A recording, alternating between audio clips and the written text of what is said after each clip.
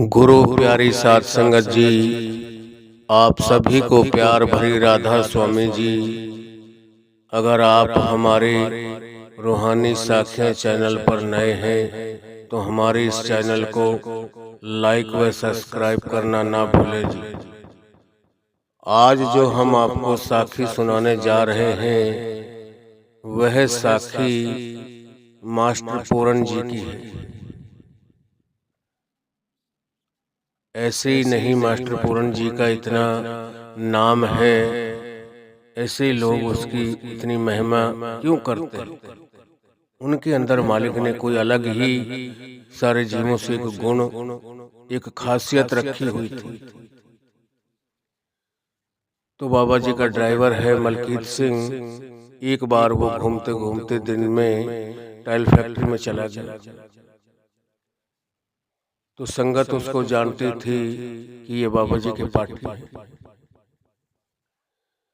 संगत उनसे पूछने लगी कि मलकीत सिंह जी, आप कोई बाबा जी के साथ रहते हो हमेशा, आप हमें कोई उस मालिक की, हमारे सतगुरु की कोई बात सुनाएं। आपके सामने कई वृत्तांत होते होंगे, जिंदगी का अनुभव है, आप उसके इतने साल उनके साथ ही रहते हैं, आप हमेशा ज्यादातर। तो मलकीत सिंह जी कहने लगे कि बातें तो आगे की भी, आगे पीछे की बहुत है, मगर मैं आज का ही एक वृत्तांत सुनाता हूँ आपको। कहने लगा कि आज रात के 2 बजे बाबा जी मेरे पास आए और कहने लगे, मलकीत सिंह खड़ा हो, गैरेज में से गाड़ी को बाहर निकाल। अब बाबा जी का हुक्म था, मैंने गाड़ी स्टार्ट की और गाड़ी को बाहर निकाला और साथ में बाबा जी बैठ गए। मेरे से कहने लगे कि बाबा बेटा ऐसा करो, गाड़ी को आप लंगर की तरफ लेके चलो, जहाँ सारी संगत लंगर खाती है, नीचे की तरफ। अब वो लंगर में जब लेके गए बाबा जी को गाड़ी में, तो लंगर में से एक नाला बना रखा है, जो जितने भी लंगर का पानी है सारे, वो चौड़ाई का है, कम से कम 3 फुट चौड़ाई का। उसके ऊपर ऐसे चौके की तरह बना के ना, जैसे ये शिला होती है, इस तरीके के सारे ऊपर से उसको पाट, उसका वो बंद किया हुआ है। तो उस जो अंदर से वो नाला बनाया हुआ था, वो नाला, उसमें से कोई अचार वगैरह, रोटी टुकड़े, कई चीजें डाल देते, तो उसका पानी रुका हुआ था। तो उसने वो एक चौके को हटाकर, जहां से अंदर से नाला साफ हो जाए, कोई चीज उसमें बाई द वे कोई फंस जाए, पानी रुक जाए, तो वहां से साफ करने की जगह थी। तो मास्टर पूरन जी रात के 2 बजे उस नाले के अंदर घुसे हुए थे, एक दताली को लेकर, जिससे वो आगे पानी को निकाल सके। जो चीजें रुकी हुई थी, पानी जहां से रुक रहा था, पीछे भरा हुआ था, उसको सारे को साफ कर रहे थे। रात के 2 बजे बाबा जी ने उसको बुलाया कि मास्टर जी बाहर आ जाओ। क्यों? वो दताले से जैसे उसको खींच रहे थे ना, तो वो घरड़ घरड़ की आवाज आ रही थी ऊपर से। बाबा जी ने वहां गाड़ी रुकवाई, उनको तो पता ही था सब कुछ, और वहां जाके उनको बाहर बुलाया। कहने लगे, मास्टर जी कुछ रहम करो, कम से कम कोई 2 घंटा तो आपके शरीर को आराम की भी जरूरत है।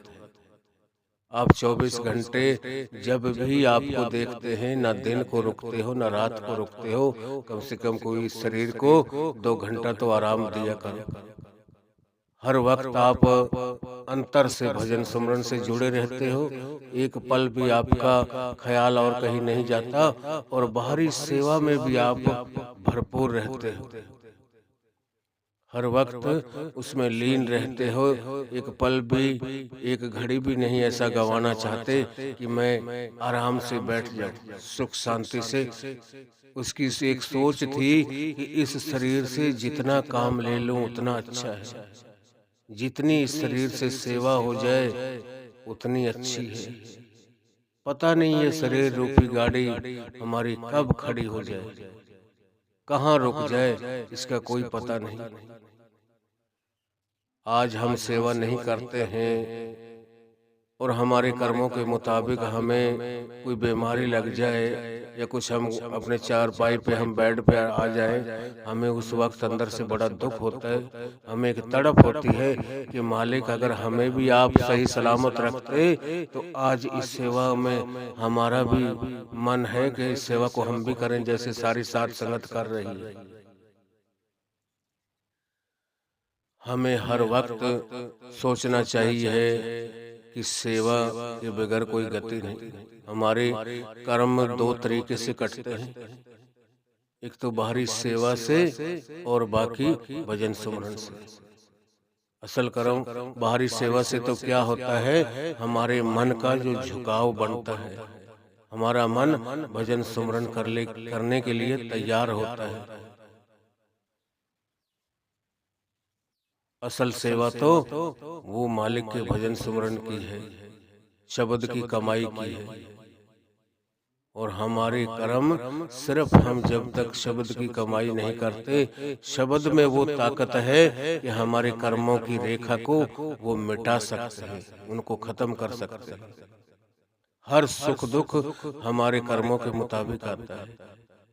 और जब हम शब्द की कमाई करेंगे तो उस शब्द में ताकत है। शब्द कर्म की रेख कटावे, शब्द शब्द से जाय मिलावे। अब वो शब्द कौन सा है? ये जो मैं बोल रहा हूँ ये भी शब्द है, मगर ये वर्णात्मक शब्द है। वो शब्द है धुनात्मक शब्द। अंदर जब इस वर्णात्मक शब्द को जपते जपते अंदर उस धुनात्मक शब्द के साथ हम जुड़ जाते हैं, उस वक्त हमारे कर्मों का सारा लेखा जोखा खत्म हो जाता है। जब अंदर शब्द धुन प्रकट हो जाए, वो वाणी आने लग जाए, सतगुरु का नूरी स्वरूप प्रकट हो जाए, जब सतगुरु का नूरी स्वरूप आ गया, उससे क्या होता है? दर्शन भेटत पाप सब नासे, हर से दे मिलाई।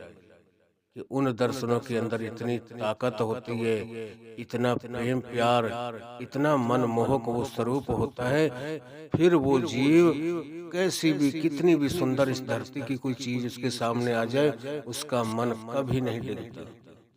वो हमेशा हर वक्त हर पल हर घड़ी उसी स्वरूप का ख्याल करता है, उसी स्वरूप में अपने ध्यान को लगा के रखता है। तो हमें चाहिए जितना वक्त हो सके हम उस मालिक की भजन बंदगी में लगे रहें, ताकि हमारा पार उतारा हो जाए। और जिस दिन हमको मालिक ने वापस बुलाया और वहां हमसे पूछा गया, हमारे कर्मों का हिसाब किताब होगा कि आपको उस महतलोक में भेजा और इंसानी जामा दिया, आपको नाम शब्द भी दिया, आपने कितनी कमाई की। वहां ये ना हो कि हम शर्म से अपना सर झुका के बैठे हो, नजर से नजर ही उस अपने सतगुरु से, अपने मालिक से नजर ही ना मिला पाए। इसीलिए वाणी में आता है, मत हर पूछे कौन है, जो परो हमारे द्वार। कि वहाँ हमारा मालिक हमारा सतगुरु ये ना पूछे कि ये कौन पड़ा है, यह जो हमारे द्वार पर है ये कौन है, कौन सी रूह आई हुई है। हमें वहाँ शर्मिंदगी महसूस ना हो। और जो बच्चा अपने बाप की उंगली पकड़ के रखता है, अपने बाप का साथ लेके चलता है, उसको कोई किसी का डर नहीं होता। वो चौड़ा होके हर एक से खुले दिल से बात करता है। और जब हम उस कुल मालिक की, अपने सतगुरु की, अपने बाप की उंगली को छोड़ देते हैं, हम दुनिया में दुख ही दुख सहन करते हैं। हम सोचते हैं कि हम बड़े आनंद में हैं, बड़ी खुशियां हैं, मगर एक छोटा सा बच्चा अपने बाप की उंगली को पकड़ के मेले में जाता है, उसको सारी चीजें अच्छी लगती हैं, लाइटें जल रही हैं, वहाँ हर चीज से उसको खेल खिलौनों में उसको खुशी मिल रही है। अगर गलती से उस बच्चे की उंगली छूट जाए वहां मेले में, भीड़ में, तो वो बच्चा रोना चिल्लाना शुरू कर देता है। क्यों? उस वक्त भी वहाँ सारी चीजें होती हैं, वो खेल खिलौने, वो बिजलियां, वो लाइटें, रंग बिरंगे बल्ब, कैसे कैसे शौकीनी चीजें वहाँ रखी होती हैं, वो सारी उसको जहर लगना शुरू कर देती हैं। सब कुछ फीका लगने लग जाता है उसको। क्यों? उसको जब तक खुशी मिल रही थी, जब तक उसने बाप की उंगली पकड़ी हुई थी। इसी तरीके हमें इस दुनिया, इस महतलोक में और उस सतलोक में मालिक के पास भी जब हम उस अपने परम पिता परमात्मा की उंगली को पकड़ के रखेंगे, उसके सहारे चलेंगे, तो हम यहाँ भी सुखी और वहाँ भी सुखी होंगे। हमारी यहाँ भी इज्जत होगी, वहाँ भी इज्जत होगी। इसीलिए एक जगह शब्द में है गुरु अर्जन देव की वाणी में कि जिस नीच को कोई न जाने, नाम जपत ओह चहुकुंठ माने। कि जिस पहले कोई नीच था, कोई उल्टे उसके कर्म थे, उसके काम थे, उल्टे सीधा सारे ही उसके काम थे, उसको हर एक अपने पास खड़ा होने नहीं पसंद करना था, अपने उससे बात करना नहीं चाहता था, उससे बच के निकलना चाहता था। मगर उसके ऊपर उस कुल मालिक की दया मेहर हुई, उसने भजन सुमरन किया और उस अंदर इतना मालिक से जुड़ गया, सतगुरु के नूरी स्वरूप तक पहुंच गया, अपनी सूरत को शब्द के साथ अंदर जोड़ दिया। जब अंदर से मालिक को प्रकट कर लिया, उसके अंदर फिर इतना प्रेम प्यार, उसके शब्दों में इतना मिठास भर जाता है कि आम जीव उसके दर्शनों के भूखे, यानी कि दर्शनों के, उसके वचनों के प्यासे हो जाते हैं कि भाई वो आदमी आया था, कितनी उसकी बोली में प्यार, कितनी उसके प्यार से बोलता था, कितनी मिठास है, कितने उसके शब्दों में पावर है, ताकत है, कितना वो प्रेम प्यार से अंदर उस भिरे है उसके अंदर उस मालिक के प्रति। ऐसा हमको भी बनना चाहिए। मगर हम वो काम करते नहीं, उतना भजन सुमरन नहीं करते हैं। तो बात हम सुना रहे थे मास्टर पूरन जी की। मास्टर पूरन जी ने इतना भजन सुमरन किया हुआ था, इतनी बाहरी सेवा की हुई थी कि बाबा जी ने अपने मुख से कह दिया था सारी संगत को कि अगर भाई मैं कहीं अपने प्रोग्राम के अनुसार कहीं चला जाऊं सत्संग देने के लिए, या ब्यास में ना रहूं, और आपको मेरे दर्शनों की तड़प जागे आपके अंदर, तो आप इस मास्टर पूरन के दर्शन कर लिया करें। मेरे और इनके बीच में कोई फर्क नहीं है, सिर्फ इतना जरूर है कि इसको गुरगद्दी पे नियुक्त नहीं किया गया है, मगर ये भी उस मंजिल का हकदार है, मैं भी हूँ। इसने भी उतनी भजन बंदगी की है, मैंने भी कर रखी है। जैसे पीएचडी की एक डिग्री होती है, या कोई भी बड़ी बड़ी से बड़ी लास्ट की एक स्टेज होती है, वहां तक ये भी पहुंचा हुआ है, मेरी भी वहीं तक पहुंची। तो बाबा जी ने कहा कि बेटा अगर मेरे दर्शनों की आपके अंदर तड़प लगे, जागे, तो आप मास्टर पूरन जी के दर्शन कर लिया करें। और कैसी कैसी उनकी बातें हैं, जितने हम बखान करें उतनी कम है। एक दफा मास्टर पूरन व्यास के अंदर ही अपनी संगत को लेकर सेवा करवा रहा था, तो एक बहन जी आई। वहाँ डेरे में आम संगत जाती है, किसी बहन का कोई छोटा सा बच्चा था, और उसने कहीं पार्क के ऊपर घास के ऊपर लेटरिंग कर दी थी। तो उसने अपने बच्चे को साफ करके वो लेके चले गई, लेटरिन वहीं पड़ी गई। अब वो एक संगत में से कोई बहन जाके मास्टर पूरन से कहती, बाबा जी वहाँ लेटरिन कर रखी है पार्क में। तो उसने अनसुना कर दिया सुन तो रहा था, वो अपनी सेवा में मस्त रहा। फिर उसने कहा, जब तीसरी बार कहा तो मास्टर पूरन उनके साथ चल दिए कि चल बेटा मेरे को बता कहाँ कौन से पार्क में लेटरिन कर रखी है, साफ जगह में जहाँ आम संगत बैठती है, आराम करती है। अब मास्टर पूरन जी उसके साथ गए और उसने जब बताया कि बाबा जी ये कर रखी है यहाँ, किसी छोटे से बच्चे को किसी ने करवाई है यहाँ और किसी ने कूड़ेदान में नहीं डाला। जब मास्टर पूरन ने जाकर देखा, उसी वक्त मास्टर पूरन ने अपनी जेब में से रुमाल को निकाला और उस गंदगी के ऊपर डाल के उसको उठा के उस रुमाल समेत उस जगह को साफ करके कूड़ेदान में डाल दिया। और उस बहन से कहने लगे मास्टर पूरन कि बेटा आपको मालिक ने सेवा दी थी मगर आप सेवा कर नहीं पाई। अगर आप इस गंदगी को साफ कर देते, इस गंदगी को डाल देते कूड़ेदान में उठाकर और जगह साफ कर देते, तो आपको पता है आपके कितने कर्म कटने थे। आपकी इस शरीर रूपी घर में से कितनी गंदगी मालिक साफ कर देता। ये आपकी एक परीक्षा थी, मगर आप चूक गई। आपको मालिक ने एक मौका दिया था, एक सेवा दी थी।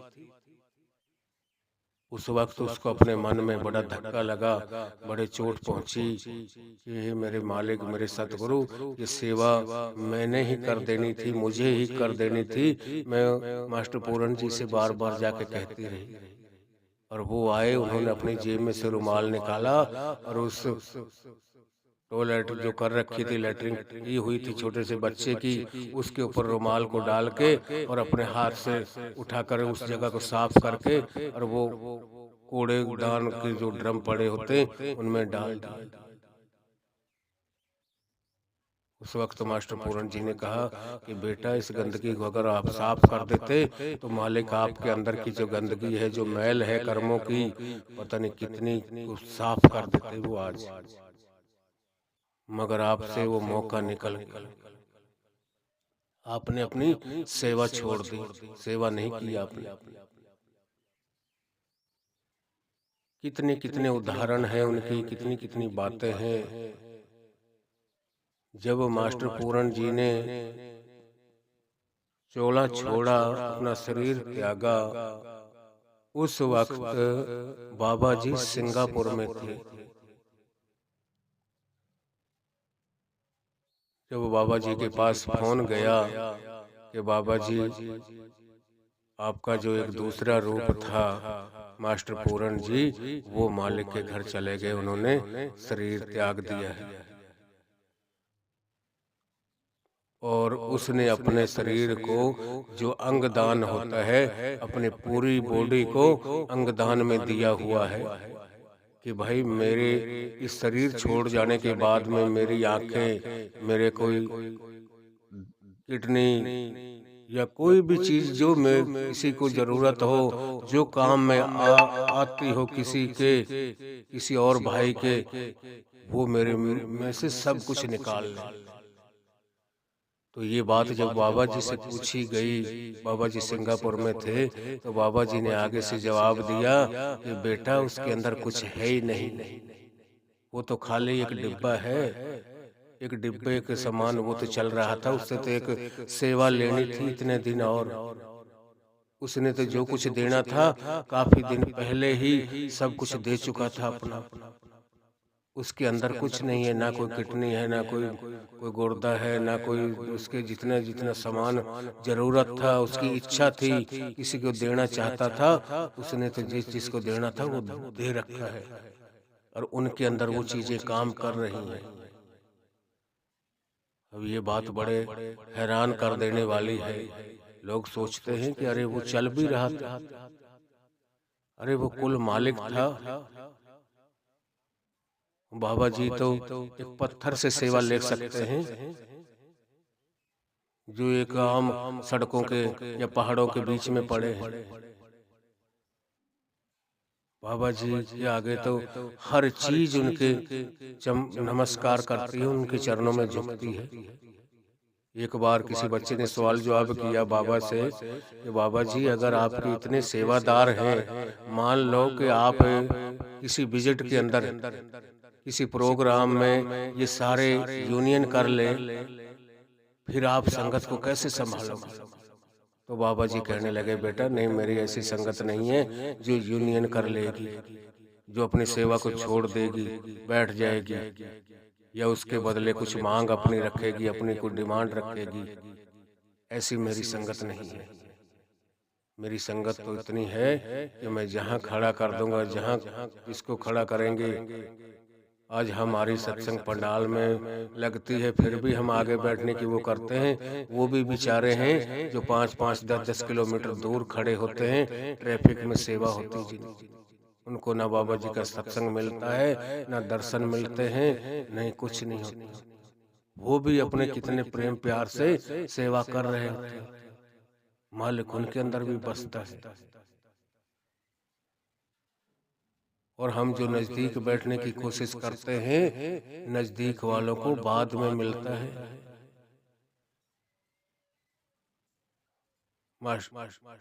बड़े हुजूर महाराज सावन सिंह जी ने एक बार सत्संग में अपने में बताया था कि एक जमींदार जो होता अपने खेत में, जिसमें उसका बोरिंग या ट्यूबवेल होता है लगा हुआ, वो पहले क्या काम करता है, जो उसकी दूर दूर की क्यारियां होती हैं खेत में भराई करने वाली, उनमें पानी देने वाला, पहले दूर दूर वालियों को भरता है, और सबसे बाद में लास्ट में आकर उनको पानी देता है जो उस बोरिंग के नजदीक नजदीक होती है, उसके पास पास में होती है। उनको सबसे लास्ट में पानी देता है। वो क्या सोचता है कि ये तो यहीं सामने ही बैठी है, इनको तो जी चाहे जब लगा दूंगा, मैं उनको पहले लगाऊं जो बहुत दूर दूर है। इसी तरीके से मालिक की दया दृष्टि उनके ऊपर ज्यादा होती है जो बेचारे कहाँ कहाँ खड़े होते हैं। और बाहरी जो हम, जिनका हम नाम लेते हैं कि हमने बाबा जी के दर्शन किए हैं, ये तो सिर्फ देखना है। जिनको दर्शन बोला जाता है, दर्शन तो अंदर से होते हैं। उनके बारे में सतगुरु कहते हैं कि भाई, जिनको दर्शन देने हैं वो चाहे 7 समुंदर पार बैठे हों, उनको वहां भी दर्शन हो जाएंगे। जिनको नहीं देने, चाहे वो सामने बैठे रहें, फिर भी उनको कुछ नहीं मिलने वाला। ये उस कुल मालिक की मौज है, उनकी दया मेहर है। और जब हम अपने सतगुरु के, अपने मालिक की मौज में, हुक्म में रहेंगे, मालिक हमें सब कुछ देता है। मालिक तो हर वक्त हमें देने के लिए तैयार खड़ा हुआ है। वो तो कहता है कोई सूरमा, कोई बहादुर ऐसा हो कि जो अपनी भजन बंदगी करके हम तक पहुंच जाए। कोई आए तो सही। इसीलिए संत पलटू साहब ने अपनी वाणी में फरमाया है, सतगुर सबको देते हैं, लेता नहीं कोई। कि सतगुरु तो सबको देने के लिए दोनों हाथों में वो रूहानियत दौलत की टोकरी लेके तैयार खड़े हैं कि कोई मेरा प्यारा, कोई भी जिज्ञासु, उसको कोई जाति पाति से लेना देना नहीं, कुछ नहीं। कोई भी जीव इतनी भजन बंदगी करके मेरे तक यहाँ तक पहुँचे, मैं उसको रंग दूंगा, उसको भरपूर कर दूंगा, उसकी झोलियां भर दूंगा। वो तो हर वक्त तैयार खड़ा है। उसके घर में कोई जाति पाति ये नहीं कि कोई ऊंची जाति वाला उस मालिक को अंदर मिल सकता है, और जो नीच जाति के हैं, छोटी जाति में जिनको हम गिनते हैं, मालिक ने तो किसी को कुछ छोटी या बड़ी जाति नहीं बनाई, उसने तो सिर्फ इंसान को पैदा किया है। मगर ये आके हमने यहाँ सब कुछ बना लिया है। इसीलिए संत पलटू साहब ने अपनी वाणी में कहा है, जात पात पूछे ना को, हर को भजे सो हर का हो। कि उस मालिक के घर में कोई जात पात नहीं पूछी जाती, कोई जात बिरादरी या ऊंच नीच का वहाँ कोई भेदभाव नहीं। उसको तो कौन सा रूह, कौन सी रूह अच्छी लगती है, कौन सा जीव अच्छा लगता है, जो उससे प्रेम प्यार करता है, उसकी भजन बंदगी में लगा हो और उसको कुछ नहीं चाहिए। जिसका ख्याल हर वक्त उस कुल मालिक में जुड़ा रहता हो। ऐसे प्रेमी जीवों को वो खुद ढूंढ लेते हैं, खुद उनके पास चले जाते हैं। ये नहीं कि जिनके अंदर से सच्चा प्रेम प्यार जाग गया, उनको कहीं जाने की जरूरत नहीं होती। इसीलिए कबीर साहब ने अपनी वाणी में कहा है, प्रेमी ढूंढत मैं फिरूं, प्रेमी मिले न कोई, जो पै मुख बोले नहीं तो नैन देत है रोए। कि प्रेमी को तो वो कुल मालिक खुद ढूंढ लेता है, प्रेमी को कहीं जाने की जरूरत नहीं होती। मगर उसको एक प्रेम आ तो जाए, वो प्रेम सच्चा तड़प आनी तो चाहिए। जिस वक्त जब तक बच्चा खेल खिलौनों में लगा रहता है, उसको अपने माँ की तड़प ही नहीं जागती, उसको अपनी माँ का प्रेम ही प्यार ही नहीं जागता, जब तक माँ भी अपने काम काज में लगी रहती है। सोचती है कि मेरा बच्चा खेल रहा है, लग रहा है उसको। और जब उसको वो अंदर से अपनी माँ के प्रति वो प्रेम उमड़ता है, उसकी विरह जागती अंदर से, वो माँ को जब एक सेकंड नहीं दिखाई देती तो वो रोना शुरू कर देता है कि मेरी मम्मी कहाँ चली गई, वो कहाँ है। और उसको फिर कितने भी बहलाने वाले हों, कितने भी खाने की चीजें दें, कितने भी खेल खिलौने दें, उसको जब तक सब्र नहीं आता, जब तक उसकी माँ उसको उठा नहीं लेती और अपनी माँ को मिलकर एकदम शांत हो जाता है। और वो उसकी आंखें पोंछती है, उसके माथा चूमती है, अपनी छाती से लगाती है कि बेटा मैं तो यहीं गई थी, मैं क्यों जाऊंगी आपको छोड़ के कहीं। वो कहता है माँ तो कहाँ चली गई थी, मेरे को क्यों छोड़ के गई, वहां भी गई है तो मेरे को साथ लेके जाती। तो वो माँ को पता होता है उसके प्रेम का कि ये कितना प्रेम करता है मेरे से। न वो बच्चा रह सकता है माँ बगैर, न माँ उस बच्चे के बगैर रह सकती है। ये सच्चे प्रेमियों की एक निशानी है। वो दिखावा नहीं करते, हम तो दिखावा कर रहे हैं। प्रेम अभी हमारे अंदर नहीं है। जिस दिन वो प्रेम जाग गया, उस दिन कोई दुनिया की ताकत नहीं जो हमें हमारे सतगुरु से और अपने मालिक से ना मिलने दे।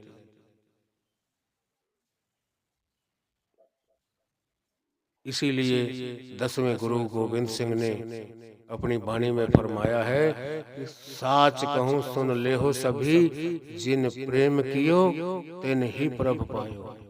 कि जो भी मैं कह रहा हूँ सच कह रहा हूँ, जिन्होंने प्रेम किया है, प्यार किया है हर जीव से, उस मालिक की जितनी भी कायनात बनी हुई है, उन सारे जीवों के साथ प्रेम प्यार का व्यवहार किया है जिसने, उसको वो मालिक मिलता है। ये नहीं कि हम किसी से प्रेम कर रहे हैं और किसी के गले के ऊपर छुरी चला रहे हैं, किसी को हम खत्म करना चाहते हैं, वो कोई प्रेम नहीं है, वो कोई प्यार नहीं है। जैसे माँ के लिए सारे बच्चे एक सार होते हैं ना, सबके लिए उसका प्रेम प्यार बराबर होता है, सबके हक बराबर होता है। एक माँ के एक बाप के 4 या 5 बच्चे हैं, चाहे 10 बच्चे हैं, चाहे उनके हजारों बच्चे हों, वो जब जब भी कभी भी अपनी प्रॉपर्टी में से हिस्सा देगा तो सबका हिस्सा बराबर रखेगा। इसी तरीके से हम भी उस मालिक के बच्चे हैं और वो हम सब से प्रेम प्यार करता है। और हम किसी जीव को अगर गलत सोच रखते हैं, गलत उसके बारे में ख्याल रखते हैं, वो कोई सच्चा प्रेमी नहीं है, कोई सच्चा प्यारा नहीं है। सच्चा प्रेमी वो है जो उस मालिक के जितने जीव बनाए हुए हैं सबके साथ प्रेम प्यार का व्यवहार करता है, सबके साथ प्रेम प्यार से रहता है।